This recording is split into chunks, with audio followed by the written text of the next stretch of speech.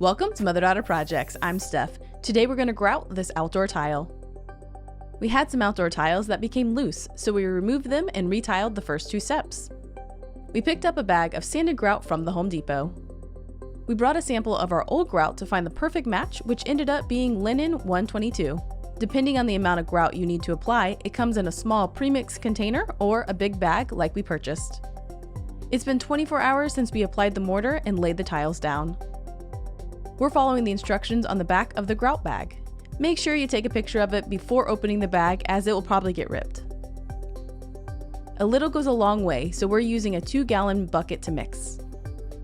We started by adding a little bit of water, then a little bit of powder, and mix it up with a mixing paddle on our drill. We continued to add a little bit more powder until we got a smooth, paste-like consistency. Then we waited 5 minutes, then we remixed the grout without adding any more water. We used our gorilla cart to haul the supplies to the front of the house. To apply the grout, we're using a rubber grout float that we picked up at Home Depot. The instructions say to apply with the grout float, spreading no more grout than can be applied within 30 minutes before grout begins to firm. I'm using a 45-degree angle to apply the grout and a 90-degree angle to remove excess grout from the tile surface. This is my first time doing a grouting project, so my technique will definitely improve over time. I'm using a Husky kneeling pad to protect my knees during this process.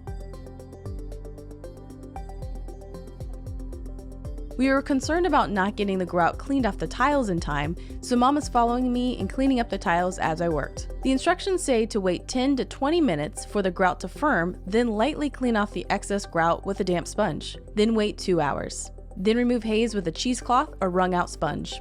These instructions are a little hard to follow as they don't take into account the time that you're working, so we weren't really sure when to start the 10-minute timer for cleaning off the tiles. So we just used our best judgment and tried to clean the tiles as we went, and very careful not to disturb the joints. It was definitely helpful to have 2 people during this process.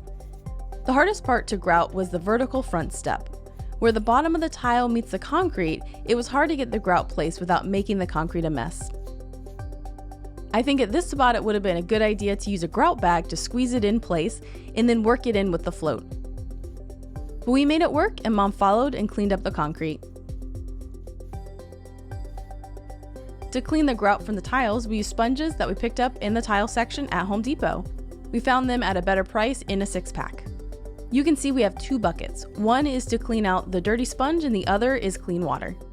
This worked well to get large sections of the tile clean, and for more detailed cleaning, we used microfiber cloths.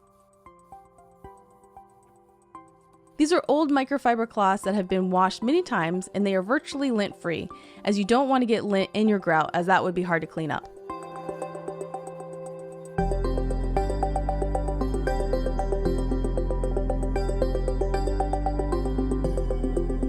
We let that dry for 48 hours, then Mom sprayed a grout sealer on the grouted joints. Make sure to follow the instructions on the sealer you're using. Sealing the grout helps prohibit the growth of mold and mildew on the cured grout.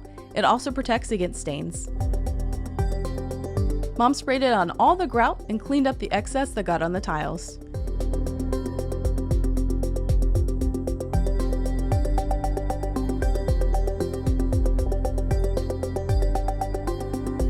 And here it is, all done. To see the full tiling project, be sure to check out this video right here, and for more projects from us, be sure to visit us at motherdaughterprojects.com.